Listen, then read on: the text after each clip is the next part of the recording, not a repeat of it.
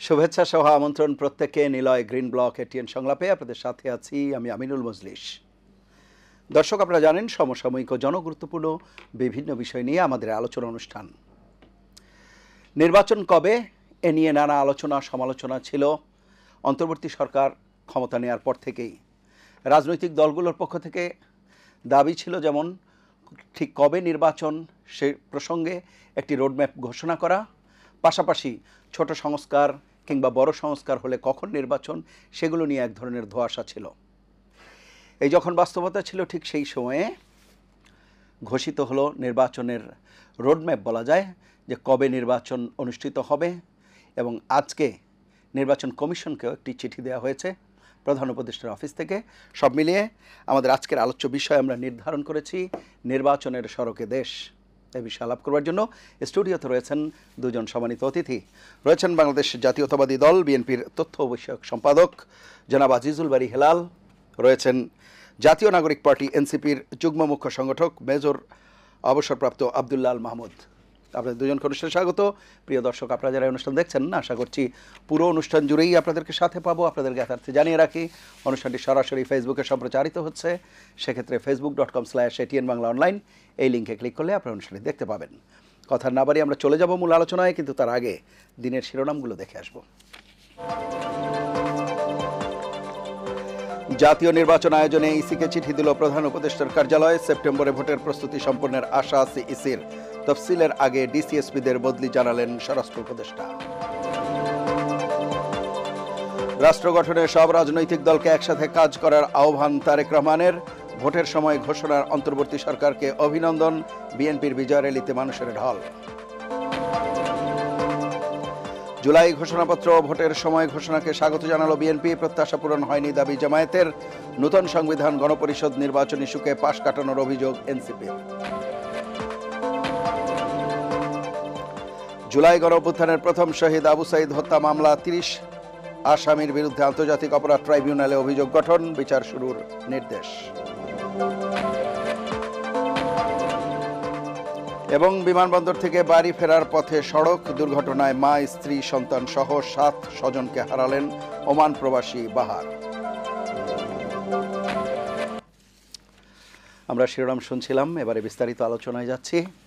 প্রথমেই মেজর অবসরপ্রাপ্ত আব্দুল্লাহ আল মাহমুদ, আপনাকে দিয়ে আলোচনা শুরু করব। আমাদের আজকের আলোচ্য বিষয় নির্বাচনের সড়কে দেশ।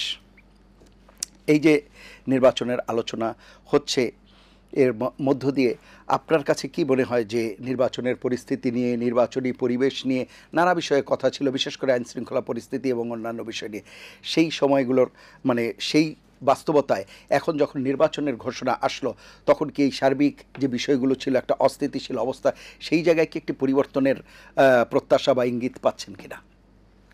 জি, ধন্যবাদ আপনাকে। শুভেচ্ছা জানাচ্ছি আমার সহ-আলোচক সহ দর্শক শ্রোতা যারা শুনছেন সবাইকে। জি, নির্বাচনের একটা টাইমলাইন ঘোষণা করা হয়েছে, রোডম্যাপ ঘোষণা করা হয়েছে, কিন্তু আমরা আমাদের দলীয়ভাবে আজকে আমাদের সদস্য সচিব জনাব আখতার হোসেন সাহেব উনি বলেছেন স্পষ্টভাবে যে আসলে নির্বাচনের রোডম্যাপ নিয়ে আমাদের কোনো সমস্যা নেই। বিকজ আমরা তো আগেও বলেছি যে ডিসেম্বর থেকে জুনের মধ্যে অন্তর্বর্তীকালীন সরকার যে কোনো দিবস যদি ঘোষণা করে নির্বাচনের দিন হিসেবে, সেটাতে আমাদের কোনো আপত্তি নেই। কিন্তু আমাদের আপত্তির জায়গাটা অত্যন্ত স্পষ্ট, সেটা হচ্ছে নির্বাচনের রোডম্যাপ দেওয়া হয়েছে, কিন্তু এই অন্তর্বর্তীকালীন সরকারের দায়িত্ব কি ছিল আসলে শুধুমাত্র নির্বাচনকে ঘোষণা করা, নাকি আমাদের যে সংস্কার এবং বিচার, অর্থাৎ দৃশ্যমান বিচার নিশ্চিত করা এবং সংস্কারকে শুরু করা এবং সেই সংস্কারের ধারাবাহিকতাটা কিভাবে চলবে সেটারও ম্যান্ডেট করা, লর মাধ্যমে সেটাকে এখনই পাকাপোক্ত করে যাওয়া, যাতে করে নির্বাচিত কোনো সরকার এসে যে আলোচনাটা এতদিন হয়েছে ঐকমত্য কমিশনে, যেই সংস্কারগুলো হবে সেটা যেন ধারাবাহিকতাটা বজায় থাকে এবং সেটা যেন স্টপ না হয়ে যায়, সেটার দিকে কিন্তু কোনো ধরনের ম্যান্ডেট বা কোনো ধরনের ঘোষণা কিন্তু অন্তর্বর্তীকালীন সরকারের মাননীয় প্রধান উপদেষ্টার কাছ থেকে আসে নাই। ওনার কাছ থেকে এসেছে শুধুমাত্র নির্বাচনের ঘোষণা। এটা আসলে আমাদেরকে হতাশ করেছে, এটা বাংলাদেশের মানুষকে হতাশ করেছে, বিশেষ করে যারা আমাদের জুলাইয়ের শহীদ পরিবার ছিলেন তাদেরকে হতাশ করেছে, আহতরা যারা আছে তাদেরকে হতাশ করেছে। আমি গতকালকে আমার জেলা প্রশাসনের আমন্ত্রণে একটা অনুষ্ঠানে গিয়েছিলাম, অত্যন্ত লজ্জিত বোধ করেছি। সেখানে তারা এখনো পর্যন্ত সরকারের পক্ষ থেকে তাদেরকে স্পষ্টভাবে আসলে যে রিকগনিশন বলি অথবা গ্যাজেট আকারে সবাইকে নিয়ে আসা বলি, ইভেন আপনি যদি দেখে থাকেন যে আমাদের ঘোষণাপত্র যেটা হয়েছে সেখানেও কিন্তু শহীদের প্রকৃত সংখ্যা নিয়ে অনেক ধোঁয়াশা আছে। অত্যন্ত দুঃখজনক এটা। তার মানে হচ্ছে আসলে আমরা যাদের এই আত্মত্যাগের বিনিময়ে আমাদের এই কথা বলছি, আমরা নির্বাচনের কথা বলছি, সবকিছু করছি, তাদের যে আসলে একটা রিকগনিশন সেটা হয় নাই, সেটা করতে সরকার সম্পূর্ণরূপে ব্যর্থ হয়েছে। আহতদের পুনর্বাসন করতে সরকার সম্পূর্ণ ব্যর্থ হয়েছে। ইভেন আহতদের লিস্ট যেটা, সেই লিস্টটা পর্যন্ত এখনো ফাইনাল হয় নাই, অলরেডি 1 বছর হয়ে গেছে। এটা অত্যন্ত দুঃখজনক। সো এই দুঃখ আসলে অনেকগুলা কষ্ট এবং ইয়া থেকে আমরা যেটা বলেছি যে আসলে এই যে ঘোষণা হয়েছে, এই ঘোষণাতে নির্বাচনের ডেটের ব্যাপারে আমাদের আপত্তি নাই, কিন্তু এই ঘোষণার যেই অংশগুলা, মূল অংশগুলা বাদ পড়েছে, সেটা নিয়ে আমরা চরম আপত্তি জানিয়েছি এবং অসন্তোষ আমরা সরকারের প্রতি জানিয়েছি। আপনি যেটা বলেছেন যে আইন শৃঙ্খলা পরিস্থিতি সহ সবকিছু কি আসলে ঠিকঠাক হয়ে যাচ্ছে কিনা এবং সেই দিকে আগাচ্ছে কিনা, হ্যাঁ অবশ্যই যাচ্ছে। আমি তো মনে করি আজকে একটা বিশাল বড় পরিবর্তন হয়েছে। আমি যেটা মনে করি যে আসলে দেশ কোন দিকে যাচ্ছে সেটার একটা সুন্দর অবস্থান আজকে স্পষ্ট হয়েছে। ওএসডিতে থাকা 63 অথবা 73 জন যারা পুলিশ অফিসার ছিলেন, কর্মকর্তা ছিলেন, তাদেরকে রাষ্ট্রপতির বিশেষ আদেশের মাধ্যমে তাদেরকে আবার পুনর্বহাল করা হয়েছে এবং অনেককে পদায়ন করা হয়েছে। অত্যন্ত সুন্দর। এটা আসলে খুব করজোরে যদি একটা তালি দেওয়া যেত খুব ভালো হতো। হ্যাঁ, কেন করা হয়েছিল তাদেরকে ওএসডি এবং তাদেরকে কেন দায়িত্ব থেকে সরানো হয়েছিল সেটা সবার কাছে স্পষ্ট। কিন্তু তারপরে হঠাৎ একদিনের নোটিসে আবার কেন তাদেরকে পুনর্বহাল করা হলো বা তাদেরকে বিভিন্ন পদায়ন করা হলো, এটা সবার কাছে অস্পষ্ট। তার মানে হ্যাঁ, রাজনৈতিক অঙ্গন বলেন বা আইন শৃঙ্খলা পরিস্থিতি বলেন, সব জায়গায় একটা বিপুল পরিবর্তন হচ্ছে এবং সেই পরিবর্তনটা হচ্ছে হারিয়ে যাওয়া যে ফ্যাসিস্ট শক্তি ছিল তাদের যে একটা আসলে তারা যে সামনে এখন আসবে এটার একটা গ্রাউন্ড এখন আসলে তৈরি হচ্ছে। আপনি দেখে থাকবেন যে এখন বিভিন্ন জায়গায় ছাত্রলীগ বা যুবলীগের পোস্টারিং অলরেডি স্টার্ট হয়েছে গতকালকে রাত থেকে। এটা এতদিন পোস্টারিং ছিল না, তার মানে এখন পোস্টারিংয়ে যাচ্ছে। সামনে র্যালি হবে এবং সেটা কিভাবে হবে, এই যে এরকম ভাবে স্টেট অর্গানাইজড যেই বিভিন্ন দলীয় যে ব্যক্তিগুলোকে যে নির্বাচনের তারিখ ঘোষণার জন্য এগুলো হচ্ছে, আমি যদি মনে করি যে ধরেন এখন তো একটা খুব ভোলাটাইল সিচুয়েশন, রাইট? নির্বাচনের তারিখ নিয়ে কোনো একটা দল অসন্তুষ্ট থাকবে, কোনো দল সন্তুষ্ট থাকবে, এটা একটা রাজনৈতিক চর্চা, রাইট? এই সময়টাকে কাজে লাগিয়ে যারা পতিত ফ্যাসিস্টের যারা ছিল তারা এই সময়ের মধ্যে দ্বিধা দ্বন্দ্বে যখন থাকবে সরকার এবং বিভিন্ন রাজনৈতিক দলের মধ্যে যখন একটা কোন্দল থাকবে, এই সময়ের মধ্যে তাদের উত্থান হবে, তাদের একটা প্লট ক্রিয়েট করা হবে এবং সেই প্লটটা ক্রিয়েট করবে আমাদের আমলা এবং আইনশৃঙ্খলা রক্ষাকারী বাহিনী। তাদের যারা দোষর ছিল, যারা এতদিন চুপচাপ ছিল, তাদেরকে দেখে মনে হতো আপন, কিন্তু আসলে তারা আপন না। ওই লোকগুলা কিন্তু অলরেডি কাজ শুরু করেছে এবং তাদের সেই প্লেয়িং গ্রাউন্ডটা কিন্তু আসলে রেডি করছে। সো আসলে আদতেও কি আমরা সেই নির্বাচনের দিন পর্যন্ত আসলে যেতে পারবো কিনা আমি অত্যন্ত সন্দিহান। যার কারণে আমি আবার বলছি, এবং পরবর্তীতে এরকম একটা সিচুয়েশন যদি হয়, মানুষ কিন্তু আসলে আর রাস্তায় নামবে না। পুনরায় ধরেন দেশকে টিকায় রাখার জন্য বা ফ্যাসিজম যেন আর না আসতে পারে, এবার মানুষ আর রাস্তায় নামবে না বা জীবন দিবে না, কারণ অলরেডি দেখে বুঝে গেছে তো আমি জীবন দিলেও কোনো লাভ নেই। আমি আজকে যদি মারা যাই, আমার জানি আমার ফ্যামিলি হচ্ছে আপনার পুনর্বাসন কেন্দ্র অথবা প্রধান উপদেষ্টার সহযোগিতা, বিভিন্ন দলের সহযোগিতার জন্য এরকম করে তীর্থের কাকের মতো তাকায় থাকতে হবে। আমার কাছে কোনো কিছু আসবে না এবং আমি গেলে আবার বিভিন্ন অফিস থেকে দূর করে তাড়ায় দিবে। আজকেই তো আমি একটা নিউজ দেখছিলাম, আমাদের আইন উপদেষ্টার মধ্যে বলছেন যে আপনাদের দাবি তো মানাই হয়েছে, আপনারা কেন আবার একই দাবি করছেন? আরে ভাই, দাবি মানা হয়েছে, আপনি যদি 1 বছর আগে যে দাবি মেনেছেন এখনো পর্যন্ত ইমপ্লিমেন্টেশনই করতে পারেন নাই। সো উনি ব্যাপক সমালোচনার শিকার হয়েছেন একটা সমাবেশের মধ্যে। সো এই ক্ষোভগুলোর কারণ থেকে কিন্তু আসলে আপামর জনতার যে একটা অংশগ্রহণ ছিল ফ্যাসিজম তাড়ানোর জন্য, ফ্যাসিজমের বিভিন্ন অঙ্গ সংগঠনগুলো যদি আবার ব্যাক করে, আপনি কিন্তু পপুলার সাপোর্টটা এখন আর পাবেন না। So it's going to be very hard battle. আমি ব্যক্তিগতভাবে মনে করছি। জনাব আজিজুল বারী হেলাল, আপনার কাছে শুনবো যে প্রসঙ্গে বলছিলেন মেজর অবসরপ্রাপ্ত আব্দুল্লাহ আল মাহমুদ, যে নির্বাচনের ঘোষণাই তো মুখ্য বিষয় নয়, আরও কিছু পারিপার্শ্বিক বিষয় আছে, সেই সব বিষয়কে নিশ্চিত না করে কেবলমাত্র নির্বাচনের ঘোষণাকে আসলে স্বস্তি আনতে পারল কিনা রাজনৈতিক অঙ্গনে? প্রাথমিক স্বস্তি তো আসলে আসছেই, যে আমরা এই 365 দিন পরে দ্বিতীয় একটি স্বস্তি পেলাম, যে 24 সালের 5ই আগস্ট ফাইনালি আমরা ফ্যাসিস্ট টার্ন ইনটু মাফিয়াকে বিদায় করেছিলাম। ফ্যাসিস্ট বললে কিন্তু হাসিনাকে আপনি একটু মার্কস কি দিলেন, কারণ ফ্যাসিজমও একটা রাজনৈতিক ব্যবস্থা, আপনি ওটা মানতে পারেন বা নাও মানতে পারেন, কিন্তু ফ্যাসিজমও কিন্তু kind of political structure. So আমি বলি ও ফ্যাসিস্ট হচ্ছে না, ও ছিল মাফিয়া। সেই মাফিয়াকে তো আমরা বিদায় করেছি 5ই আগস্টে, সেটা একটা স্বস্তি। এবং মাফিয়াকে বিদায় করে স্বস্তি পেয়েছিলাম এই জন্য যে মাফিয়া সে তার বাংলাদেশের মানুষকে তার পছন্দের ব্যক্তিকে নেতা নির্বাচন করার কোনো সুযোগ দিত না। সে যাকে বলতো সেই নেতা হবে, সেই রাষ্ট্র চালাবে, সেই স্থানীয় সরকার চালাবে। এই ব্যবস্থার প্রতি আমাদের দীর্ঘদিনের একটা 17 বছরের আন্দোলন সংগ্রামের ফলে মাফিয়া পালিয়ে গেলে এই আজকে যে 6ই আগস্ট অর্থাৎ গতকাল 5ই আগস্ট যে অভ্যুত্থানের সমস্ত শক্তি দেখবেন, অভ্যুত্থানে অংশগ্রহণ করে সমস্ত রাজনৈতিক দলগুলো ঐক্যবদ্ধভাবে তর্ক বিতর্ক অনেক করেছি আমরা। এবং পলিটিক্যাল ডেমোক্রেসিতে এটাই বিউটি, বিতর্ক থাকবে, ডিবেটস থাকবে, অনেক কিছু থাকবে, আশা প্রত্যাশা প্রাপ্তি, এটা নিয়েও তর্ক বিতর্ক থাকবে। কিভাবে বাংলাদেশটা দেখবেন আপনি, আমি কিভাবে দেখছি, আমার ইডিওলজিটা কি, এনাদের ইডিওলজিটা কি, তার প্রোগ্রামস কি, তর্ক বিতর্ক থাকবে। তারপরেও আমরা ঐক্যবদ্ধভাবে এই যে জুলাই ডিক্লারেশন, যেটা আমাদের যে নতুন রাজনৈতিক দল না জাতীয় এনসিপি, ন্যাশনাল সিটিজেন পার্টি বা জাতীয় নাগরিক দল, তাদের কিন্তু এটা দাবি ছিল।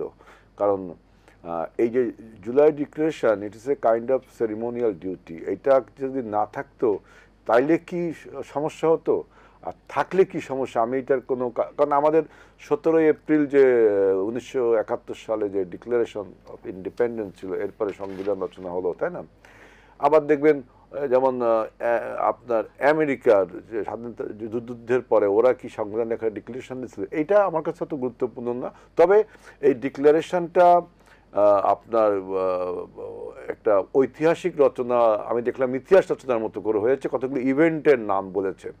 এখন এই ডিক্লারেশনটা আমি দেখলাম যে লিখতে যে এরা ঐতিহাসিকদের দায়িত্ব ইতিহাস লেখা, এটা রাজনীতিবিদ বা সরকারের দায়িত্ব না ইতিহাস লেখা। তিনি কিছু ইভেন্টের কথা উল্লেখ করেছেন এবং শেষ পর্যন্ত 24কে জাস্টিফাই করা হয়েছে যে 24-এ যে গণ অভ্যুত্থানটা হলো, সেই গণ অভ্যুত্থানের সাংবিধানিক ভিত্তি রূপ দেবে কিভাবে, যে পরবর্তী সংসদ যাতে সেটা র্যাটিফাই করে, এটাই নিয়ম। কিন্তু আপনি এখন যে ওই যে বলছেন না মেজর আনোয়ার ভাই, যে এটা এখন ইমপ্লিমেন্ট করবেন কি করে, ইমপ্লিমেন্ট করতে গেলে তো আপনাকে এটা আইনগত ভিত্তি দিতে হবে, সে আইনগত ভিত্তিটা দেবে কিন্তু সংসদ। আপনি এইখান থেকে বসে কিন্তু আইনগত ভিত্তি দিতে পারেন না। আপনি আজকে যা কিছুই লিখেন না কেন, পরবর্তী সংসদ সেটা কার্যকর করবে বলে প্রত্যেকটা রাজনৈতিক দল কিন্তু কমিটমেন্ট করেছে ডিক্লারেশনে। এরপর আবার জুলাই চার্টার একটা আছে, সনদ, মানে আমাদের বাংলাদেশটা আমরা কীভাবে চলবে ভবিষ্যতে। সুতরাং এখন আমি মনে করি যে নির্বাচন নিয়ে যে সংশয় এবং নির্বাচন নিয়ে যে ধোঁয়াশা সৃষ্টি হয়েছিল, অর্থাৎ গণতন্ত্র পুনঃপ্রতিষ্ঠার পথে যে ধোঁয়াশাগুলো, অন্তরায়গুলো সৃষ্টি হয়েছিল, এইটা কিন্তু দূর হয়েছে এবং বাংলাদেশ যে নির্বাচনের ট্রেনে উঠেছে, এটার জন্য একটা স্বস্তির সংবাদ এবং এটাকে স্বাগত জানাই। তবে মেজর আনোয়ার সাহেব একটা গুরুত্বপূর্ণ কথা বলেছে, এটা কিন্তু ইম্পর্টেন্ট, যে পরাজিত মাফিয়া তাদের যে এই যে লেজ এখনো প্রশাসন সহ বিভিন্ন ল এনফোর্সিং এজেন্সিতে রয়ে গেছে, তারা যদি আপনার এই পরাজিত মাফিয়াকে পুনর্বাসনের কোনো অপচেষ্টা করে, তাহলে কি করতে হবে? তাহলে আমরা যারা অভ্যুত্থানের শক্তি ছিলাম, আমাদের মৃত্যু অনৈক্য করা যাবে না। আমরা যদি এই ফ্যাসিবাদকে তাড়ানোর প্রশ্নে, গণতন্ত্র পুনঃপ্রতিষ্ঠার প্রশ্নে আমরা যদি ঐক্যবদ্ধ থাকি, তাহলে কি আপনার এই প্রশাসন বলেন আর ল এনফোর্সিং এজেন্সিস বলেন, যতই ষড়যন্ত্রগুলো, আমরা তাদের চিহ্নিত করতে পারবো, তাই না? এবং তাদেরকে আমরা বিচারের আওতায় আনতে পারবো। এর জন্য আমাদের ঐক্য প্রয়োজন এবং দেশটা যে নির্বাচনের ট্রেনে উঠছে, সুতরাং সেই নির্বাচনের মাঠ কিন্তু এখন এই অভ্যুত্থানের শক্তিদের দ্বারা প্লাবিত, তাই না? এখন কোনো সংগঠন ছোট থাকতে পারে, কোনো সংগঠন বড় থাকতে পারে, আমার আইডিওলজির সাথে তার আইডিওলজির ডিফারেন্স থাকতে পারে, প্রোগ্রামসের ডিফারেন্স থাকতে পারে। সেজন্য আমরা সবাই যদি অন্তত এই ঐক্যটা ধরে রাখি যে ফ্যাসিস্ট তাড়ানোর প্রশ্নে, তাহলে আমি মনে করি এই পরাজিত মাফিয়াদের যে সমস্ত অপশক্তি প্রশাসন ল এনফোর্সিং এজেন্সিতে রয়ে গেছে, আমরা তাদের চিহ্নিত করে বলতে পারবো এবং সরকারকে এ ব্যাপারে খুব সতর্ক এবং নিউট্রাল একটা ভূমিকা রাখতে হবে। এবং আমি মনে করি এনসিপিরও তো দায়িত্ব কম না, যেহেতু তারা সরকারে রয়েছে অলরেডি, তাদেরও কিন্তু এই দায়িত্বটা অনেক। এবং একটা বৃহৎ রাজনৈতিক দল হিসেবে আমাদেরও দায়িত্ব রয়েছে যে আমাদের একটা ঐক্য রচনা করে আমরা যে আগামী একটা নির্বাচন, একটা রাজনৈতিক সরকার যদি প্রতিষ্ঠা করতে পারি। আপনি দেখবেন এই যে বলছে যে এত শহীদের রক্তের বিনিময়ে আমরা কি পেলাম, কি করলাম, এত হতাশা থাকলে হবে না। আমাদের একটা রাজনৈতিক সরকার যদি প্রতিষ্ঠা হয় তাহলে দেখবেন যে আপনি বাংলাদেশের এই যে ইকোনমিকটি ভাইব্রেন্ট হয়ে যাবে। যেখানে এখন যারা ব্যবসা বাণিজ্য গুটিয়ে নিচ্ছিল, বিনিয়োগকারীরা এই অন্তর্বর্তী সরকার তো বিনিয়োগের জন্য অনেক চেষ্টা করেছে, না হয়নি। কোনো পলিটিক্যাল স্ট্যাবিলিটির প্রয়োজন, সেই পলিটিক্যাল সার্টেনিটির প্রয়োজন। সেইটার যখন একটা অবস্থা তৈরি হয়েছে তখন আমাদের ইকোনমিক্সও ভাইব্রেন্ট হবে। এবং পলিটিক্যাল সরকারের যদি আসে তাহলে কিন্তু এটা অ্যাকাউন্টেবল জনগণের কাছে হবে। এবং এই পলিটিক্যাল সরকার যদি আমরা প্রত্যেক 5 বছর একটা সুস্থ অবাধ নির্বাচনের মাধ্যমে পরিবর্তন করতে পারি, যে অন্তত প্রত্যেক 5 বছর একটা অন্তত নির্বাচনটা হবে, সেই নির্বাচনটা অবাধ, সুষ্ঠু, নিরপেক্ষ হবে, তাহলে দেখবেন যে আমাদের যে রাষ্ট্র মেরামত, আমাদের যে সংস্কার, আমাদের যে নৈতিক ডেভেলপমেন্ট, এই সব কিছু কিন্তু আপনার উন্নত হতে বাধ্য যদি আপনি অ্যাকাউন্টেবল টু দ্য পিপুল হন। অ্যাকাউন্টেবল টু দ্য পিপুল কখন হচ্ছেন? যখন আপনি জনগণের কাছে আপনি নিজেকে ঘোষণা করছেন যে আপনি সংসদে যেতে চান বা রাষ্ট্র পরিচালনা করতে চান, তখন তো জনগণের কাছে রায় নিতে হয়। কিন্তু এই গত 17 বছর ফ্যাসিস্ট সব কিছু ডিস্ট্রয় করে দিয়েছিল। কিন্তু আমরা যদি এইটাকে মেনে চলতে পারি, অর্থাৎ এই যে নির্বাচন কমিশন বলেন, ল এনফোর্সিং এজেন্সি বলেন, ব্যুরোক্রেসি বলেন, এরা যদি জনগণ যদি রাজপথে থাকে এবং জনগণ যদি আপনার একটি গ্রহণযোগ্য সুষ্ঠু নির্বাচনের পথে থাকে, তাহলে দেখবেন এই ফ্যাসিস্ট শক্তি, যে পরাজিত শক্তি, তার কিন্তু ফিরে আসার সুযোগ নেই। তাকে ফিরে আনার যতই বয়ান তৈরি করা হোক না কেন, ওদের রাজনীতি কিন্তু পরাস্ত হয়েছে বাংলাদেশে। সুতরাং ওই শক্তি আর কখনো ফিরে আসবে না, আমার ধারণা। এটা আমি জি, জনাব আজুল বারী হেলাল, আপনি বলছিলেন যে যারা ফ্যাসিস্টের দোসর বা তাদের ধারণা পোষণ করে, সেই ধরনের লোক যখন প্রশাসনের বিভিন্ন জায়গায় থাকে বা নির্বাচনী দায়িত্ব পালনেও যদি, কারণ ডিসি যারা থাকবে তারাই তো রিটার্নিং অফিসার হবে বা তারাই দায়িত্ব পালন করবে সেই সব জায়গায়, বা প্রশাসনের অন্যান্য জায়গায় নির্বাচনী যারা দায়িত্ব পালন করবে, তাদের মধ্যে যদি সেই ধ্যান ধারণা, সেই মন মানসিকতা থাকে, তাহলে যেই লেভেল প্লেয়িং ফিল্ড কিংবা অবাধ সুষ্ঠু নির্বাচনের কথা আমরা বলছি, কাঙ্ক্ষিত নির্বাচন, সেটি কিভাবে সম্ভব হবে? আমি বললাম তো, জনগণ যেহেতু এবার মাঠে থাকবে, গতবার তো ফ্যাসিস্টরাই শুধু মাঠে থাকতো, অন্য কোনো দলকে মাঠে থাকার কোনো সুযোগই ছিল না। আমাদের লেভেল প্লেইং ফিল্ড কোনটা? যে আমার যদি 1 লক্ষ সাপোর্টার থাকে আর ভাই যদি 10,000 সাপোর্টার থাকে, বা তার যদি 1 লক্ষ থাকে, আমার যদি 10,000 থাকে, এই 1,10,000 লোক যদি নির্বিঘ্নে ভোটটা দিতে পারে, আমাদের 1 লক্ষ লোকের চাপে তার 10,000 লোক যে ভয়তে ভোট দিতে আসতো না, এই পরিবেশটা তৈরি করতে হবে আমাদের। এই জন্য আমাদের একটা গণ ঐক্য দরকার, মানসিক যে ঐক্যটা দরকার, পলিটিক্যাল ঐক্যটা দরকার। আর ফ্যাসিস্টের এই যে প্রশাসন এবং ল এনফোর্সিং এজেন্সিস, তারা যদি কোনো পক্ষপাতিত্বমূলক আচরণ করে, আমার দৃঢ় বিশ্বাস যে, দেখেন আমরা যারা নির্বাচনে প্রতিদ্বন্দ্বিতা করব, এনসিপি, তা তো সরকারের কোনো না কোনোভাবে আছে, তাই না?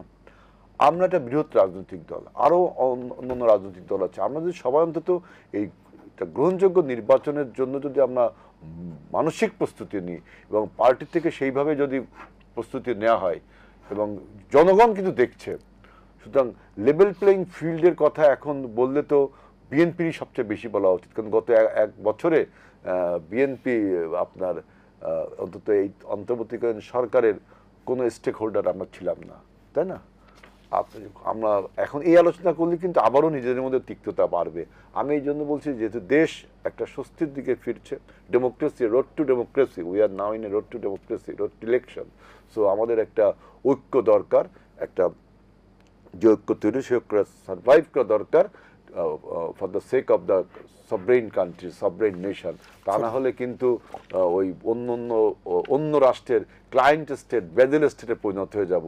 আগামী সরকার যদি ফেল করে, ডক্টর ইউনূসও যদি ফেল করে, ইউনূসের পরে যে সরকার তাও যদি ফেল করে, বাংলাদেশের 24-এর গণ অভ্যুত্থান কিন্তু তখন বেহাত হয়ে যাবে। অসংখ্য ধন্যবাদ। আমি আসবো, একটা বিরতি নিয়ে আসবো।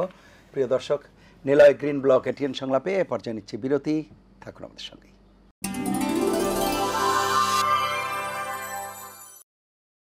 ফিরে এলাম নিলয় গ্রিন ব্লক এটিএন সংলাপে। এতক্ষণ সাথে থাকার জন্য ধন্যবাদ।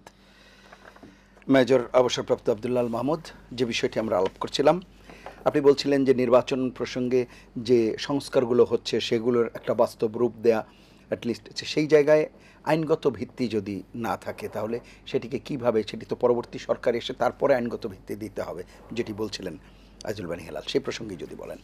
আচ্ছা, পরবর্তী সরকার এসে সেটাকে বৈধতা বা হচ্ছে আইনগত ভিত্তি দিবে, সেটা ঠিক আছে।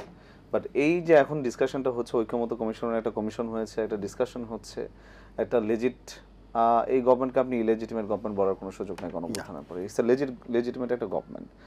সো এই গভর্নমেন্ট অটোমেটিক্যালি যখন আপনার জুলাই চার্টার হবে তখন এটাকে এলএফও করে ফেলবে, লিগ্যাল ফ্রেমওয়ার্ক ওয়ার্ডারের মধ্যে নিয়ে আসবে। পরবর্তীতে যে গভর্নমেন্ট যেই ক্ষমতা আসুক না কেন সেই এলএফওটাকে আপনার কি বলে তারাও অ্যাপ্রুভ করবে, রাইট? যেটা হয়, আপনি ধরেন বাইডেন প্রশাসন যখন ক্ষমতায় ছিল তখন যেই নিষেধাজ্ঞা ছিল বিভিন্ন দেশগুলোতে, আপনি যখন ডোনাল্ড ট্রাম্প যখন ক্ষমতায় আসলো, ওনার অফিসে বসার এটা তারা এভাবেই ফলো করে। ওই দিন সন্ধ্যার সময় হোয়াইট হাউসে বসে আগের যে সিগনেটরিগুলো ছিল আগের প্রেসিডেন্টের, সেমটাই কিন্তু উনি আবার নতুন করে যে ওনার সিগনেচারটা উনি পুট করে। হি ডাজন্ট চেঞ্জ এনিথিং, উনি কোনো কিছু চেঞ্জ করে না।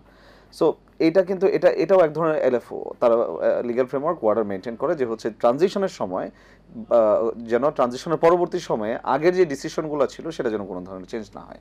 সুতরাং এই জুলাই চার্টারে, জুলাই সনদে যে ঐক্যমত্যগুলো হবে, পরবর্তীতে সেই জিনিসটাকে পরবর্তী সরকার যারা আসবে তারা সেটাকে সামনে আগায় নিয়ে যাবে, সেটার একটা আইনগত ভিত্তি এখনই করে রাখতে হবে।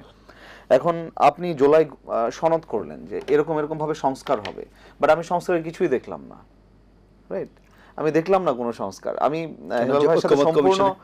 সম্পূর্ণ একটা একমত একটা ব্যাপারে, যে হচ্ছে ধরেন আমি রোড টু ডেমোক্রেসিটা দেখতে পাচ্ছি যে একটা নির্বাচন, হ্যাঁ, নির্বাচনের মাধ্যমে একটা গণতান্ত্রিক উপায়ে একটা নির্বাচিত সরকার তখন দেশ চালাবে, এবং তখন জনগণ অ্যাকাউন্টেবল করবে যাকে তাকে পাচ্ছেন, রাইট? এখন তো শুধু কিছু উপদেষ্টাকে তাদের অ্যাকাউন্টেবল করতে হচ্ছে, তখন জনপ্রতিনিধি হিসেবে তাদেরকেও আপনার অ্যাকাউন্টেবল করতে পারছেন। কিন্তু এই রোড টু ডেমোক্রেসি যেটা আমরা বলছি, যেই গণতন্ত্রটা ছিল বাংলাদেশে, যেটা নষ্ট হয়ে গিয়েছে গত 16 বছরে, সেটাকে তো একটা রিকুপারেশনের সময় দিতে হবে। এই রিকুপারেশনের প্রসেসটাই হচ্ছে সংস্কার। এখন আমি যদি এই সংস্কার না করে আমি সরাসরি ধরেন নির্বাচনের মাধ্যমে শুধু যদি আমি মনে করি ডেমোক্রেসি অর্জন হয়ে যাবে, আমার মনে হয় আমরা একটা সংস্কার না করে বলছেন কেন? মানে সংস্কারের যে প্রক্রিয়া চলমান, ঐক্যমত কমিশনের যে মিটিং হচ্ছে, মানে যেখানে আমরা ঐক্যমতে পৌঁছচ্ছে বিভিন্ন দল, সেগুলো কি সংস্কারের মানে অংশ নয়? আপনি এটা আলোচনার একটা ঐক্যমতের অংশ। এখন আলোচনার মাধ্যমে যে ঐক্যমত হয়েছে সেই ঐক্যমতের অংশ। যখন এটা বাস্তবায়ন শুরু হবে, জি অফকোর্স, যখন বাস্তবায়ন শুরু হবে আসলে তখন সংস্কার শুরু হয়েছে, এবং এটা একটা চলমান প্রক্রিয়া হিসেবে আমরা তখন এটা বুঝে নিতে পারছি। এবং তখনই আমরা যখন ইমপ্লিমেন্টেশন স্টেজে যাবে তখন আমরা বুঝতে পারবো আসলে কোনগুলো ইমপ্লিমেন্টেড এবং কোনগুলো হবে না, হ্যাঁ, বা কোনগুলো হতে বাধা আসছে। এখন এই সংস্কার অথবা হচ্ছে এই যে যারা শহীদ হয়েছে তাদের যদি বিচার, তাদের যে খুনের বিচার, যারা খুনি ছিল তাদের বিচার বাদ দিয়ে যদি আমরা শুধুমাত্র এই রোড, ডেমোক্রেসির রোড দিয়ে আমরা হেঁটে যাই, তাহলে আসলে আমরা শহীদদের রক্তের উপর দিয়ে হেঁটে সেটাকে সেই রোডটাকে পরিষ্কার না করে অথবা সেই রোডটাকে শ্রদ্ধা না জানিয়ে সরাসরি আমরা গণতন্ত্রের যে চর্চা সেটার দিকে চলে যাচ্ছি। এবং ভেরি লাইকলি তখন কিন্তু আমাদের পায়ে যারাই সরকার গঠন করি না কেন, আমাদের ফুটপ্রিন্টে কিন্তু তখন শহীদের রক্ত লেগে থাকার সম্ভাবনা অত্যন্ত বেশি। সুতরাং আমাদেরকে এখানে খুব কেয়ারফুল হইতে হবে। ইন এ সেন্স আমি পূর্ণ সম্মান রেখে বলছি, যেই দলই এখন সরকার গঠন করুক না কেন সামনে, আপনার এটাকে যদি একটা প্রপার ওয়েতে তারা অ্যাড্রেস করে না যাওয়া হয়, বর্তমান সরকার যদি এই বিচারকে একটা প্রপার ওয়েতে অ্যাড্রেস না করে যেতে পারে, এটা এমনভাবে ব্যাকবাইট করবে, তখন ভাই যেটা বললেন 1 লাখ এবং 10,000, আসলে আমরা সেই সমীকরণের হিসাব তখন মিলাতে পারবো না। আমি এখনো পর্যন্ত দৃঢ়ভাবে বিশ্বাস করি প্রশাসনের মধ্যে আওয়ামী লীগের ফ্যাসিস্ট যারা ছিল তারা খুব স্ট্রংলি বসে আছে এবং খুব নীরবে বসে আছে, এবং তারা এমন সময় স্পার্ক করবে যখন আপনি তখন সেই স্পার্কটাকে সামাল দিতে পারবো না। আমরা বলছি ডিসি, এসপি বা রিটার্নিং অফিসার যারা থাকবে তাদেরকে তো আপনি লটারির মাধ্যমে, স্বরাষ্ট্র উপদেষ্টা বললেন যে লটারির মাধ্যমে তাদেরকে বিভিন্ন জায়গায় দেওয়া হবে, রাইট? আমি লটারির মাধ্যমে দিলাম, বাট দেন তার যে বেসিক, সেটা তো বেসিক তো আমি চেঞ্জ করার কোনো ধরনের সংস্কার আমি করি নাই।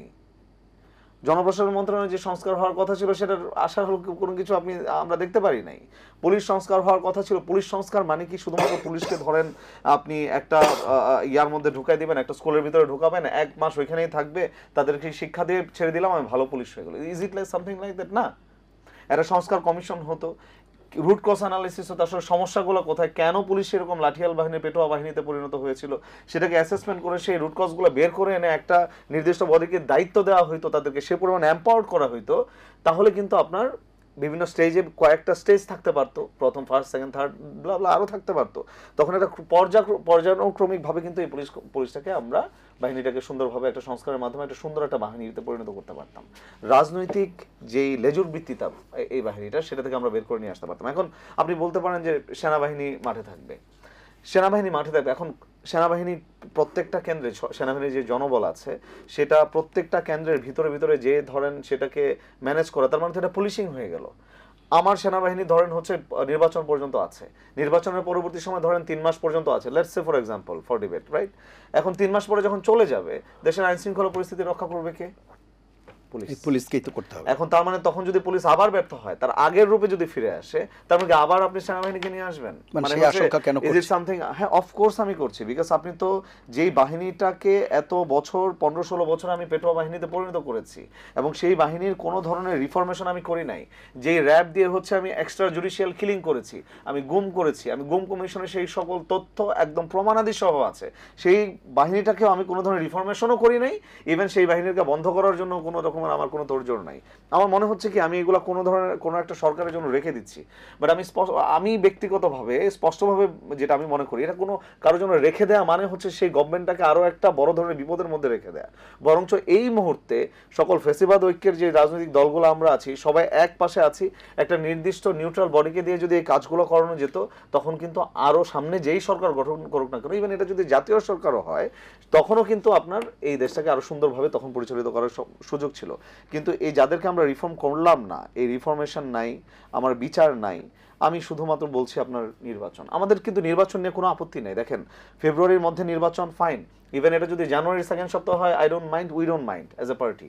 বাট দেন এই যে আমরা যে ঐক্যমত্য হব, সেটার একটা সুন্দর স্পষ্ট রোডম্যাপ, কিভাবে আমরা কোন আইনের ভিত্তিতে বা কোন পর্যায়ক্রমিকভাবে আমরা কোন সংস্কারগুলো করছি, এবং বিচারের একটা দৃশ্যমান বিচার কিন্তু এটা না যে যেটা লাইভ টেলিকাস্ট হচ্ছে আপনার কি বলে আন্তর্জাতিক আদালত দেখা যাচ্ছে, হ্যাঁ এটা দেখা যাচ্ছে, আমি বলতেছি শুনতেছি, দ্যাটস ইট। আমি একটা ইমপ্লিমেন্টেশন তো আমাকে দেখতে হবে, 2-4টা ইমপ্লিমেন্টেশন অফকোর্স যাতে দেখতে এখন হবে। জাস্টিস হারিড জাস্টিস বারিড হয়ে যায় না?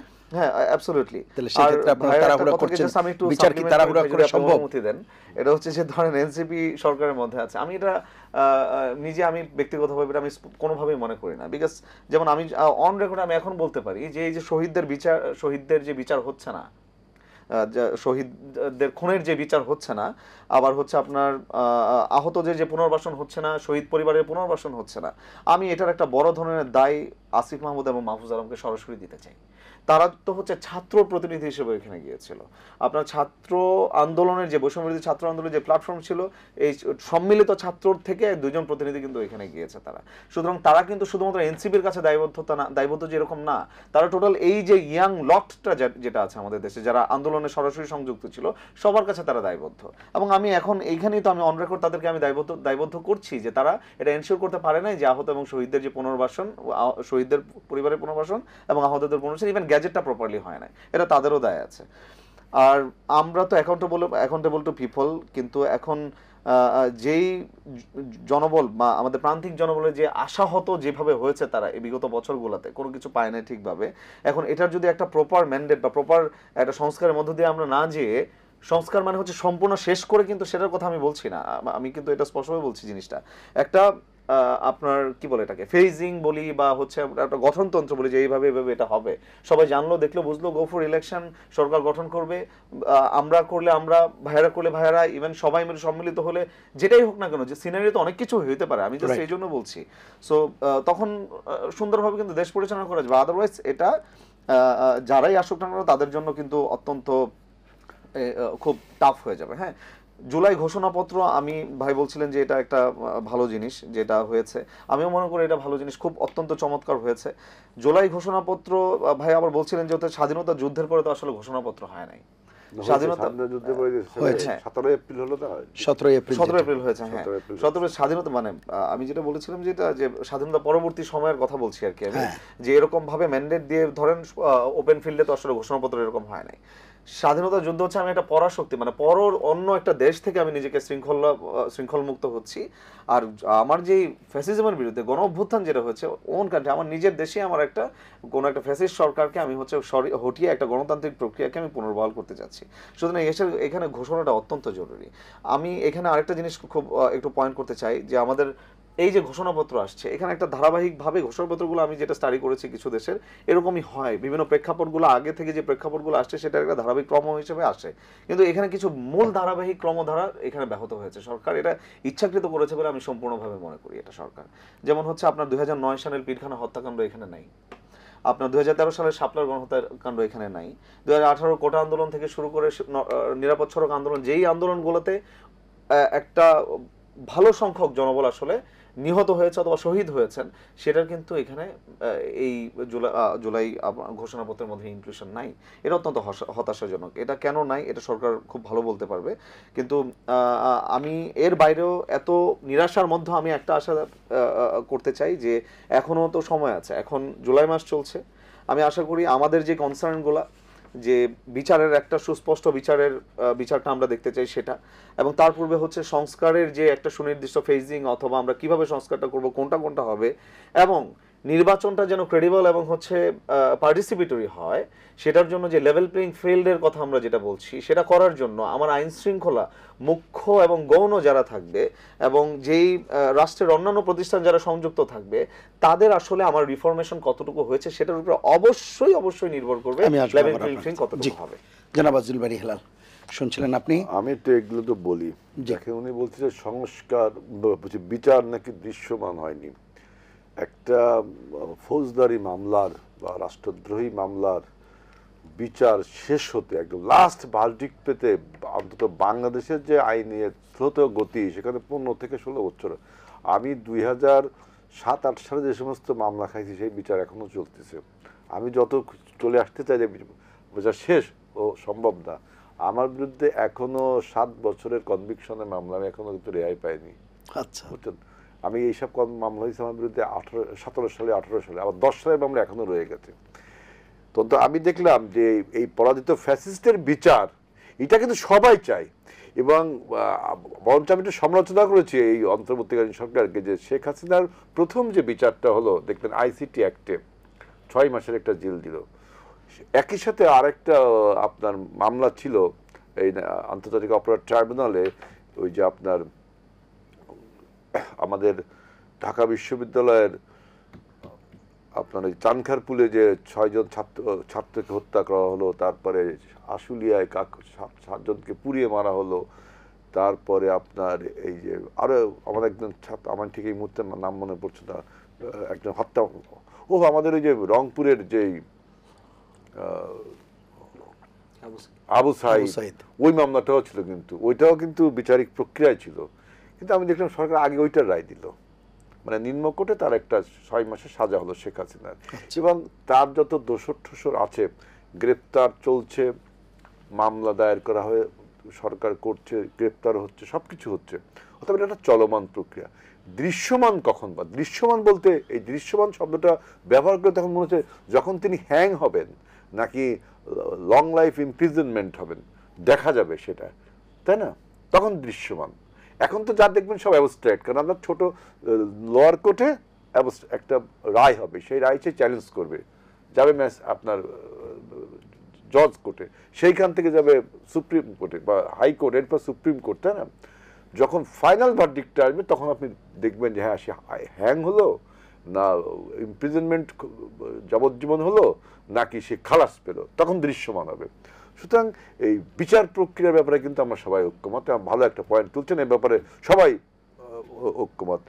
বিচার হচ্ছে না এই কথাটা বললে কিন্তু অনেক তর্ক বিতর্ক চলে যায়। যেমন সংস্কার, দেখেন বাংলাদেশের পার্লামেন্টে 70 আর্টিকেলস নিয়ে সেই বহুদিন ধরে আলোচনা, 70 আর্টিকেল, সেই 70 আর্টিকেলস বিএনপি তার 31 দফায় যখন সম্বলিত করলো, সমস্ত রাজনৈতিক সাথে আলোচনা করে 70 আর্টিকেলস কিন্তু পরিবর্তন করলো, অর্থাৎ এমপিদের যে অধিকার খর্ব করা হচ্ছিল এতদিন, সেটা কিন্তু পরিবর্তন করা হলো। শুধুমাত্র কতগুলো বিষয়, যেমন বাজেট, আপনার নো কনফিডেন্স এবং প্রতিরক্ষা ইস্যুতে আপনার এইটা 70-79 ফলবৎ থাকবে। হবে। তারপরে দেখেন প্রধানমন্ত্রী মেয়াদ, পৃথিবীর কোন দেশে প্রধানমন্ত্রীর মেয়াদ লিমিটেড করা আছে আপনি বলেন তো? পৃথিবীর একটা দেশ, not a single country, Bangladesh আমরা এমন একটা দেশ যে আমরা বাধ্য হয়েছি, কবে হাসিনা স্বৈরাচার হয়েছে, 17 বছর স্বৈরাচার হয়েছে, আরেকটা হাসিনা যদি তৈরি হয় তার ওই আরেকটা হাসিনার মতো অবস্থা হবে। তারপরেও দেশের স্বার্থে, জনগণের স্বার্থে, রাজনীতি, বিএনপি কিন্তু এই ব্যাপারে একমত হয়েছে প্রধানমন্ত্রীর মেয়াদকে কার্টেল করতে, তাই না? যদিও পৃথিবীর কোথাও এই উদাহরণ নেই। তারপর দেখেন, আপনি বলতে পারবেন প্রেসিডেন্সিয়াল ফর্ম অফ গভর্নমেন্ট আছে, কিন্তু প্রধানমন্ত্রী ফর্ম অফ গভর্নমেন্টে নেই কিন্তু। তারপর দেখেন স্বাধীন নির্বাচন কমিশন যেভাবে গঠন করা উচিত, যেভাবে তাকে ক্ষমতায়ন করে সমস্ত পার্টি ঐক্যমত হয়েছে, বিরাট একটা ঐক্যমত কিন্তু এখানে। এইবারে দেখবেন আপনি স্বাধীন নির্বাচন কমিশন গঠনে। তারপরে তত্ত্বাবধায়ক সরকার যদি থাকে সেজন্য সবাই ঐক্যমত হয়েছে, উচ্চ কক্ষ ঐক্যমত হয়েছে, রাষ্ট্রপতি প্রধানমন্ত্রীর ক্ষমতার ভারসাম্য এবং এই যে নির্বাহী বিভাগের ক্ষমতার ভারসাম্য, এই যে কতগুলো বিষয়ে আমাদের 17টা পয়েন্টে কিন্তু আমরা ঐক্যমত হয়েছি, তাই না? সংস্কারের প্রশ্ন, তাহলে সংস্কার হচ্ছে না দৃশ্যমান। এইগুলোকে এখন লেজিটিমেট করার জন্য পরবর্তী সংসদ 2 বছরের মধ্যে কমিটমেন্ট করছে, তাই না? কারণ কি এই আপনি বলছেন এলএফও দিয়ে করবেন, এইটা আমার এই আইনি ব্যাখ্যা আমার জানা নেই, এটা যারা ভালো জানে, আমার ধারণা যেগুলো হয় না। কারণ কি পরবর্তী সংসদ যদি না রেটিফাই করে তাহলে আপনি অবৈধতা অবৈধ। এই জন্য জুলাই সনদের প্রয়োজনীয়তা হচ্ছে কি দেখবেন, জুলাই সনদের মূল পয়েন্টটা কি আপনি দেখবেন যে প্রথমে তো প্রেক্ষাপট, আমরা কি ইমার্জেন্সি অফ বাংলাদেশ, 24-এর গণ অভ্যুত্থান কেন ঘটনা প্রয়োজন হলো, কিন্তু এরপর আছে কমিটমেন্ট, যে এই যে সমস্ত আমরা কমিটমেন্ট করছি রাষ্ট্রকে কীভাবে দেখবে সেটা পরবর্তী সংসদ র্যাটিফাই করবে, তাই না? অর্থাৎ এটা একটা ইম্পর্টেন্ট জিনিস। আপনি এলএফও দিয়ে বা কোনো কিছু অর্ডিন্যান্স দিয়ে ওইটা পরবর্তী সংসদ যদি র্যাটিফাই না করে তাহলে কিন্তু এটা হয় না। আর ওই সংসদে যা থাকবে তাদের একটা ঐক্যমতের এখন প্রয়োজন আছে। আপনি ডক্টর ইউনূসের ক্ষমতা গ্রহণকে মানে বৈধ আনা, কেউ যেন অবৈধ পরবর্তী না করতে পারে, এই জন্য সাংবিধানিক ভিত্তির জুলাই সনদের মূল চেতনা দেখলাম ওইটা। আরেকটা বলছেন যে এই যে লেভেল প্লেইং ফিল্ড, দেখেন পুলিশ সংস্কার করে, আপনি ব্যুরোক্রেসি সংস্কার করে আপনি কি মনে করেন যে বাংলাদেশে একটা সুষ্ঠু নির্বাচন, আপনি আইন, কতগুলো আইনের দ্বারা কি মানুষকে, যদি মানুষের মোরাল ডেভেলপমেন্ট না হয়। আরেকটা কথা হলো যে মোরাল ডেভেলপমেন্ট তো হতেই হবে, রাজনৈতিক কর্মী এবং জনগণ যদি এই লেভেল প্লেইং ফিল্ডের ক্ষেত্রে এবং অবাধ সুষ্ঠু নিরপেক্ষ নির্বাচনের ক্ষেত্রে অতন্দ্র প্রহরীর মতো কাজ করে রাজনৈতিক কর্মী এবং জনগণ, এবং আমার দৃঢ় বিশ্বাস প্রত্যেকটা রাজনৈতিক দল এবং জনগণ অন্তত এই প্রশ্নে, যেহেতু এই মানুষটার পছন্দের নেতাকে ভোট দিয়ে নির্বাচিত করতে পারেনি বিধায় কিন্তু এই মানুষের মধ্যে ক্ষোভ দানা বাঁধে আস্তে আস্তে 17 বছরে, তাই না? শুধু এখানে পুলিশ বা প্রশাসন সেই আগের মতো, আমি হাইপোথেটিক্যালি বলছি, উনিও যা বলছে তাও কিন্তু হাইপোথেটিক্যালি। এবং আমি আরেকটাতে আমাদের দেশের 53 বছরের পলিটিক্যাল হিস্ট্রিটা দেখবেন যে আপনার 70-71 স্বাধীনতার পরে 73 নির্বাচন করলাম, নির্বাচন অনেক কোশ্চেন আছে, সরকার ইন্টারফেয়ার করেছিল সেখানে এবং নির্বাচনটা হয়েছে। 90-এর গণ অভ্যুত্থানের 3 মাসের মধ্যে নির্বাচন হয়েছে না, আবার 96 তো নির্বাচন 3 মাসের মধ্যে হয়েছে না, 2001 সালের নির্বাচন, কারণ জনগণের পার্টিসিপেশন ছিল, জনগণের পার্টিসিপেশন। এখন উনি আর একটা কোশ্চেন বললেন যে পার্টিসিপেটারি বলতে গেলে কিন্তু আপনাকে অনেক পার্টিসিপেটারি মানে শুধু রাজনৈতিক দলগুলো অংশগ্রহণ করলে পার্টিসিপেটারি হয় না, জনগণেরও অংশগ্রহণ করতে হয়। আর এখানে আবার জনগণ অংশগ্রহণ করলো, রাজনৈতিক দলগুলো অংশগ্রহণ করলো, তখনও কিন্তু পার্টিসিপেটারি হবে না। তাহলে আপনি এই কোশ্চেনে আওয়ামী লীগকে তো আপনি আমরা বাদই দিয়েছি যে ওরা, কিন্তু আওয়ামী লীগ যদি অন্য কোনো ফর্মে স্বতন্ত্র হয়ে বা নাম বদল করে, তখন আপনি পার্টিসিপেটরির কারণে তাকে আটকানো যাবে না, আটকাতে পারবেন না, পারবেন?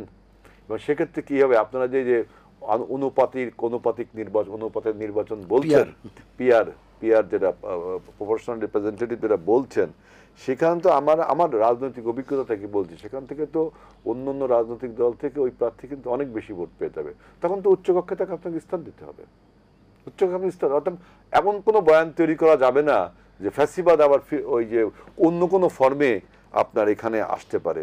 সেজন্য বলছি যে দেখেন, আপনি যদি এখন বলেন যে আমার একজন শিক্ষক আমাকে বলেছিল যে একজন শিক্ষক বলতো যে যে আমি যখন নিজের পায়ে দাঁড়াবো তখন আমি বিয়ে করব। তাহলে তুমি যখন নিজের পায়ে দাঁড়াবা তখন তোমার বিয়ে করার ইচ্ছা থাকবে না, বিয়ে করার সময় তোমাকে বিয়ে করতেই হবে। তো এখন আপনি যদি মনে করেন যে এখন একটা নির্বাচিত সরকার বা জনগণের সরকার বা রাজনৈতিক সরকার দরকার, আপনি যদি মনে করেন সব সংস্কার করে, যেমন পুলিশ সংস্কার, প্রশাসন সংস্কার, সাংগঠনিক সংস্কার, এটা যদি সব করবেন, এটা কি সম্ভব আপনি বলেন? কারণ আজকে যে জিনিসটা সংস্কারের প্রয়োজন আগামীকালকে তা উপযোগিতা হারাতে পারে। দেখেন এই যে আইসিটি অ্যাক্ট ছিল একটা, আমরা সমস্ত রাজনৈতিক গত 17 বছর চিল্লাইছি না আইসিটি অ্যাক্ট নিয়ে। এটা আর্টিকেল কত ছিল আমরা ভুলে গেছি। আইসিটি অ্যাক্ট ছিল, এই যে আমরা সবাই বলছি যে আইসিটি অ্যাক্টের জন্য আমরা কথা বলতে পারছি না, অমুকের গ্রেপ্তার হচ্ছে, সাংবাদিক গ্রেপ্তার হচ্ছে, কার্টুনিস্ট গ্রেপ্তার হচ্ছে, রাজনৈতিক দল গ্রেপ্তার হচ্ছে। সে আইসিটি অ্যাক্ট আমাদের এই তথ্য সরকার সে বাদ দিল। এখন এমন একটা অবস্থা দাঁড়িয়েছে যে এই ফ্রি মিডিয়ার যুগে বা এই ভার্চুয়াল জগতে শেখ হাসিনা এমন বয়ান শুরু করছে দিল্লিতে বসে বসে, এবং তার যে সমস্ত অসুস্থ প্রেতাত্মারা বিভিন্ন অংশ থেকে দেখবেন ফেসবুকে, টুইটারে বা ইউটিউব চ্যানেলে অনেক মিথ বয়ান এআই জেনারেট করে অনেক আপনার বয়ান তৈরি করছে না। এখন এইগুলোকে যদি আপনি বন্ধ করার জন্য কিন্তু একটা আইনের প্রয়োজনীয়তা দেখা দিচ্ছে এবং একটা আইন সরকার করছেও কিন্তু। তাহলে কি আইসিটি অ্যাক্টের বিরুদ্ধে এত বললাম সংস্কার করে, কারণ আমার প্রয়োজন হচ্ছে আইসিটি অ্যাক্ট অন্য কোনো ফর্মে তো আনা হচ্ছে। তার মানে আজকে যে সংস্কারটা আপনি করছেন আগামী 1 মাসের মধ্যে সে তার প্রয়োজনীয়তা উপযোগিতা হারাতে পারে, তখন আপনাকে আরেকটা দিতে হবে, তাই না? অর্থাৎ আমি বলতেছি সংস্কার এটা কোনো অ্যাবসলিউট টার্ম না, এটা একটা রিলেটিভ টার্ম এবং এটা কন্টিনিউয়াস প্রসেস। সুতরাং সংস্কার চলবে, বিচার চলবে, আমাদের গণতন্ত্রের যে রোড টু ডেমোক্রেসি এটাও চলবে, সব সাইমালটেনিয়াসলি চলতে হবে। আপনি এইটিকে আটকিয়ে দিয়ে বা আরেকটি চালু রাখবেন, এইটা কিন্তু আপনার রাজনৈতিক কালচার বা রাজনৈতিক বৈশিষ্ট্যের মধ্যে পড়ে না। আমি আসবো আবার আপনার কাছে, একটা বিরতি নিয়ে আসতে হবে। প্রিয় দর্শক, নিলয় গ্রিন ব্লক এটিএন সংলাপে এ পর্যায়ে নিচ্ছি বিরতি, থাকুন আমাদের সঙ্গে।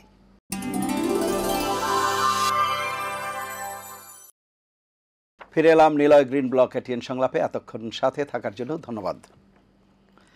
পেজর অবসরপ্রাপ্ত আব্দুল্লাহ মাহমুদ যে বিষয়গুলো আলাপ করছিলেন জনাব আজিজুল বারী হেলাল, এর মধ্যে একটি বিষয় বলছেন যে পুলিশ এবং আমলাদেরকে আসলে আইনি কাঠামোর মধ্যে রেখে নিউট্রালি অ্যাক্ট করা সম্ভব কিনা যদি তাদের মানসিকতার সেই অর্থে পরিবর্তন না ঘটে।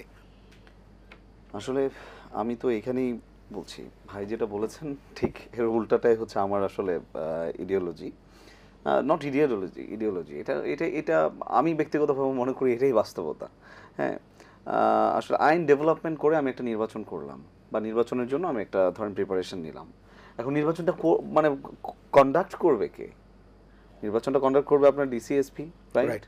মিনিং টু সে আমি কাউকে ছোট করে বলছি না আমি প্রশাসনকে, কিন্তু কারণ প্রশাসন অথবা আমি যদি পুলিশ প্রশাসন বলি অথবা অ্যাডমিন প্রশাসন বলি, তাদের আজকের এই দৈন্যদশার জন্য আমরা দায়ী। মানে হচ্ছে পূর্ববর্তী সময়ে আমরাও তো আসলে এটা নিয়ে সোচ্চার হই, খুব একটা ভয়েস রেজ করা হয়নি। সো এবং সেটা বলাই বাহুল্য যে তাদেরকে আসলে যে টোটালি ডিপ রুটেড তাদেরকে ক্লিনজিং এর মতো করে যে ধরেন তাদের ভিতর থেকে আদর্শিক জায়গা থেকে তাদেরকে দূরে সরিয়ে দিয়েছে আওয়ামী গভর্নমেন্ট বিগত 15 বছরে, এটার জন্য তো আর কোনো বলার উপেক্ষা রাখে না। সুতরাং তাদেরকে একটা রিকুপারেশন বা তাদেরকে একটা বেসিক চেঞ্জের মধ্য দিয়ে নিয়ে যাওয়ার দায়িত্ব ছিল এই অন্তর্বর্তীকালীন সরকারের, যেটা করতে তারা সম্পূর্ণরূপে ব্যর্থ হয়েছে।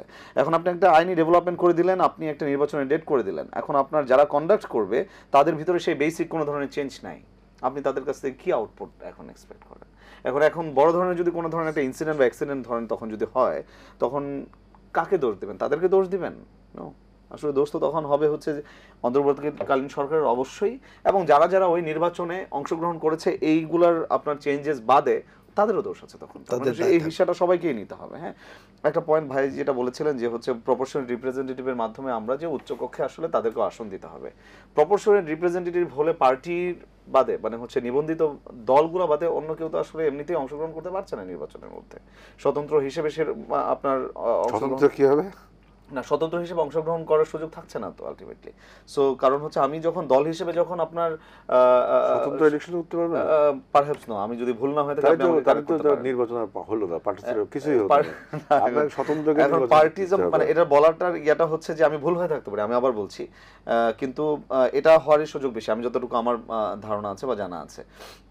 তো সেটা যদি হয়ে থাকে, যে কোনো একটা রাজনৈতিক দলের মোড়কেই যদি তারা আবার আসনে আসতে চায়, সেক্ষেত্রে সেই রাজনৈতিক দল তো আগে থেকেই তার উচ্চকক্ষে যারা যাবে তাদের তালিকা তো নির্বাচনের আগে কিন্তু তারা প্রকাশ করতে হবে, মানে দিয়ে দিতে হবে যে আমার এই 10 জন, আমি যদি হচ্ছে 5% ভোট পাই, তার মানে আমার যদি 5টা আসন পাই উচ্চকক্ষে, সেই ক্ষেত্রে এই 5টা আসনে আমার এই 10 জন থেকে সিরিয়াল ওয়াইজ 1 2 3 4 5 এই 5 জন যাবে, দিস ইজ ডিক্লেয়ার্ড, রাইট?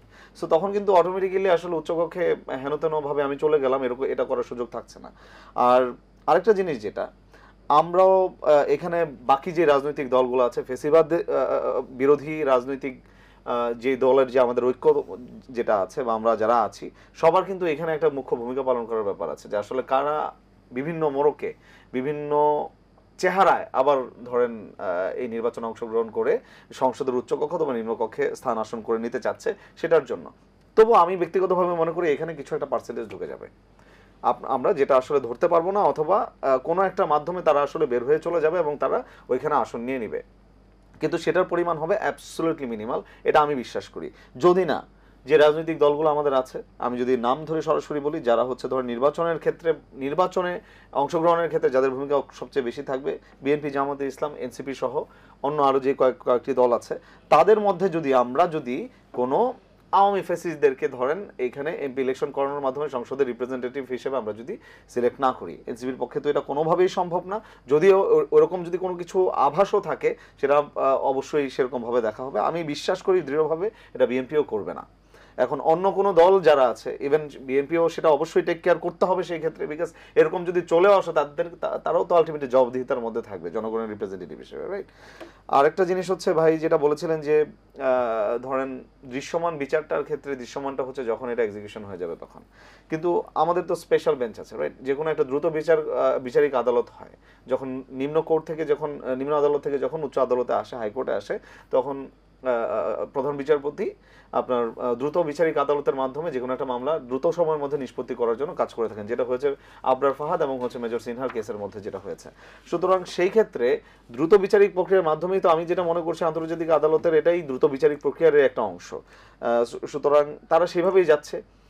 এই রায়টা শুনানি শেষে যখন রায়টা ঘোষণা হয়ে যাবে, সেটা ধরেন অ্যাপিলেট ডিভিশনে যাওয়ার পরে এটা আমাদেরকে একটা কনটেক্সটটা খুব ক্লিয়ারলি আমার মনে হয় যে বোঝা উচিত, যে এটা কোনো জমি জমা নিয়ে আন্দোলনের জিনিস, মানে মামলা না, এটা কোনো ধরেন মারামারি ব্যক্তিগতভাবে কোনো ইয়া না, এটা এখনো পর্যন্ত এটা কোনো রাজনৈতিকভাবে আমি যদি মনে করি এটা রাজনৈতিক মামলাও না, এটা হচ্ছে সাধারণ জনগণকে হত্যার মামলা। সেই মামলাটা যদি রাষ্ট্র দায়িত্ব নিয়ে দ্রুত সময়ের মধ্যে সেটা নিষ্পত্তি না করতে পারে, এর চেয়ে বড় ব্যর্থতা তাদের কিছু হইতে পারে না। যখন তারা সেটা রায়টা ঘোষণা হয়ে যাবে এবং উচ্চ আদালতে সেটা স্টে করবে, এইটার সময়টা মাঝখানে যে গ্যাপটা আসলে হয় কোথায়? ভাই যেটা বলেছেন খুব ভালো কয়েকটা কথা বলেছেন, যে অনেক দীর্ঘসূত্রিতা থাকে। একটা হত্যা মামলার রায় যখন উচ্চ আদালতে আসে, যে পরিমাণ বুক বাইন্ডিং করতে হয়, সেই বুক বাইন্ডিং করতেই ধরেন হচ্ছে 3 মাস সময় লেগে যায়। এখন আমার যেই লোকগুলো বুক বাইন্ডিং করে 4 থেকে 5 জন, আপনি সেই 3 মাসের সময়টা আপনি যদি এখানে 20 জন লোক অ্যাসাইন করে দেন, সেটা হয়ে যাবে 1 সপ্তাহে। এখন ব্যাপার, আমি এটা বোঝানোর উদ্দেশ্য হচ্ছে এখানে হচ্ছে মাইন্ডসেটটা ইম্পর্টেন্ট, নট দ্যাট আমার কি আছে না আছে সেটা। আমার যদি রিসোর্সের প্রবলেম থাকে, সেই রিসোর্সটাকে আপনার এখানে আরো বাড়িয়ে সেখানে দ্রুত সময়ের মধ্যে বিচারটা করা অবশ্যই সম্ভব বলে আমি মনে করি। জি, অসংখ্য ধন্যবাদ জনাব আজুল বারী হেলাল। বেশ কিছু প্রসঙ্গ এসেছে, যদি সেগুলোর ব্যাপারে কথা বলেন। আরেকটি বিষয় আপনি বলছিলেন, আমরাও শুরু থেকেই যেটি মানে প্রত্যাশা করি যে 5 আগস্ট পূর্ববর্তী সময়ে যে রাজনৈতিক দলগুলো একাট্ট হয়ে ফ্যাসিস্টের বিরুদ্ধে আন্দোলন করেছে, পরবর্তী সময়ে তাদের মধ্যে যেন বিভেদ না হয়। আজকেও আপনাদের ভারপ্রাপ্ত চেয়ারম্যান সেটিই বলেছেন যে রাজনীতিতে মুখ দেখাদেখি না থাকার যে কালচার, সেখান থেকে যাতে আমরা বেরিয়ে আসতে পারি, সেই জায়গায় সেই ঐক্য ধরে রাখার ক্ষেত্রে কী করা প্রয়োজন বলে মনে করেন? আমি এই যে ভিতরকার যে আমাদের কথাবার্তাগুলো, এগুলো নিয়ে আলোচনা করতেছি না, এটা পলিটিক্যাল জনপরিসরে এর সমাধান হবে ইনশাল্লাহ। আমাদের একটা জিনিস মনে রাখতে হবে, যে আমাদের এই পরিবর্তনকে প্রতিবেশী রাষ্ট্র কিন্তু ভালোভাবে নেয়নি। এটা কিন্তু ইম্পর্টেন্ট একটা জিনিস। তারা তাদের ব্রেন চাইল্ডরা বাংলাদেশে টু মাচ স্যাচুরেটেড এবং তারা বিভিন্ন সময় বিভিন্ন বয়ান তৈরি করে বিভিন্ন রাজনৈতিক দলের উপর ভর করছে আমাদের অভ্যুত্থানের শক্তিটি। এইটা মাথায় রাখতে হবে। আর একটা হলো যে পরাজিত শক্তি মাফিয়াদের সাথে ওদের একটা নেক্সাস রয়েছে, তাই না? তা এখন যদি আমরা অনৈক্য হই তাহলে দেখবেন যে হাসিনার আমলে শুরু হয়েছিল যে হাসিনার আমলে অর্থনীতি কেমন আর এখনের অর্থনীতি কেমন, হাসিনার আমলে কতটা খুন হয়েছে, এখনই কতটা খুন হয়েছে, দেখবেন আপনি একটা কম্পারেটিভ স্টাডি কিন্তু হচ্ছে। এবং আমাদের দেশের অনেক সংস্থা, আমি নাম বলতে চাচ্ছি না, তারা এমন এমন বয়ান তৈরি করছে যে হাসিনার আমলে কোনটা বেটার, ডক্টর ইউনূসের আমলে কোনটা বেটার, চিন্তা করে দেখেন। সুতরাং আপনারা যে যদি এই সমস্ত ব্রেন চাইল্ডদের অপরদিকে আপনাদের নির্বাচনের নামে গণতন্ত্র প্রতিষ্ঠার নামে দীর্ঘসূত্রিতা করেন, তখন কিন্তু ওরা সুযোগ পেয়ে যাবে এবং ওদের রাজনৈতিক বয়ানগুলো কিন্তু ভ্যালিড হতে শুরু করবে। আমি তো সেদিন তো দেখলাম একজন বলছে যে হাসিনার আমলে অর্থনৈতিক প্রবৃদ্ধি বা জিনিসপত্রের দাম কেমন ছিল আর এই আমলে কেমন ছিল, তার আমলে কত হতে হয়েছিল। আমি বলছিলাম যে হাসিনার আমলে সব কিছু আয়ামে জাহেলিয়াত, জাহান্নামে ছিল, ওইটা কখনো বেঞ্চমার্ক বা ওইটাকে আপনি স্ট্যান্ডার্ড ধরে কোনো কিছু বিচার করতে পারেন না, ওটা ছিল আয়ামে জাহেলিয়াতের যুগ। সুতরাং এমন কোনো বয়ান তৈরি করবেন না রাজনীতির মাঠে যেটা তার কনসিকুয়েন্সে আমাদের এই অভ্যুত্থান যেন, আবারও বলছি, এটা প্যাসিভ রেভলিউশন অর্থাৎ বেহাত বিপ্লব না হয়ে যায়, বেহাত আমাদের এই অভ্যুত্থানটা না হয়ে যায়। এটা আমাদের সবাইকে ঐক্যে থাকতে হবে। অসংখ্য ধন্যবাদ মেজর আব্দুল আল মাহমুদ। যদি কিছু যুক্ত করেন 30 সেকেন্ড শেষ করবো, আমরা প্রত্যাশার কথাই শুনতে চাই। জি, প্রত্যাশাই আমি জাস্ট একটা জিনিসই বলছি যে 2 টার্মের যে প্রাইম মিনিস্টারের যে ইস্যুটা ছিল এটা নিয়ে আসার পিছনে আমাদের একটা মাত্র কারণ ছিল, যেতে আমরা অ্যাডামেন্ট ছিলাম যাতে করে বিএনপির মতো একটা বড় রাজনৈতিক দলও যেন হচ্ছে, আমি অবশ্যই বিশ্বাস করি তারেক রহমান সাহেব ওরকমভাবে কোনো পার্সোনালিটি না করতেন না, বাট স্টিল আমরা তাদেরকেও সেভ করতে চেয়েছি যদি তারাও সরকার গঠন করে পরবর্তী সময় যদি তারা আবার সরকারে যদি আসে, কোনো একটা এই প্রসেসের মধ্য দিয়ে যেন বাংলাদেশে আর কোনো ধরনের ফ্যাসিস্ট যেন আর কোনো নব্য ফ্যাসিস্ট যেন হচ্ছে আপনার না আসতে পারে, সেটার একটা সিল করে দেওয়ার জন্য হচ্ছে আপনার এই 2 টার্মস প্রাইম মিনিস্টারের একটা ইস্যু, যেটা বিশ্বের অন্য কোনো দেশে নাই। আমি ভাইয়ের সাথে একমত, কিন্তু এটা বাংলাদেশের মতো আমাদের মতো দেশের জন্য এটা খুবই জরুরি প্রয়োজন, এটা অনেক আগে আসলে হওয়া উচিত ছিল বলে আমি মনে করি। কিন্তু এই আপনার এই শোর মাধ্যমে আমি আরেকটা জিনিস অবশ্যই বলতে চাই, এই যাবৎকাল কিছুদিনের মধ্যে আসলে দেখা গেছে যে হচ্ছে আপনার বিগত আওয়ামী ফ্যাসিজমের যারা বিভিন্ন স্টেক হোল্ডার্স ছিল, নীরবে নিভৃতে তাদের বিভিন্ন রকমের উৎকণ্ঠার মধ্য দিয়েও তারা কিন্তু তাদের অ্যাক্টিভিটিস কিছু কিছু এখন করা শুরু করছে আড়ালে আবদালে, সেটা আমরাও টের পাচ্ছি, অবশ্যই ভাইয়েরাও জানেন। সুতরাং এইখানে আসলে সবাইকে সচেতন হতে হবে। আমরা খুব বেশি দলীয়ভাবে ফোকাসড হয়ে আমরা কি দলের জন্য ভালোর কথা চিন্তা করে অনেক বেশি চেয়ে ফেলছি কিনা, এবং এখানে নেগোসিয়েশন টেবিলে আমরা কি আসলে প্রপারলি অ্যাক্ট করছি কিনা, এটা বড় দল এবং ছোট দল বলি না কেন সবারই একটা আসলে মানসন্ন চিন্তা ভাবনার মাধ্যমে এগিয়ে যাওয়া উচিত বলে আমি মনে করি। আদারওয়াইজ সামনের সময়টা হয়তো বা খুব একটা ভালো সময় আসবে বলে মনে করি না আমি সবার জন্য। একতা থাকলে অবশ্যই সকল সিচুয়েশন উতরে ওঠা সম্ভব হলে। অসংখ্য ধন্যবাদ আপনাদের দুজনকে অনুষ্ঠানে অংশ নেওয়ার জন্য। প্রিয় দর্শক, এই ছিল নিলয় গ্রিন ব্লক এটিএন সংলাপ। পরবর্তী অনুষ্ঠান দেখার আমন্ত্রণ জানিয়ে বিদায় নিচ্ছি। সবাই ভালো থাকবেন, সুস্থ থাকবেন, আশা করি এটিএন বাংলার সঙ্গেই থাকবেন। আল্লাহ হাফেজ।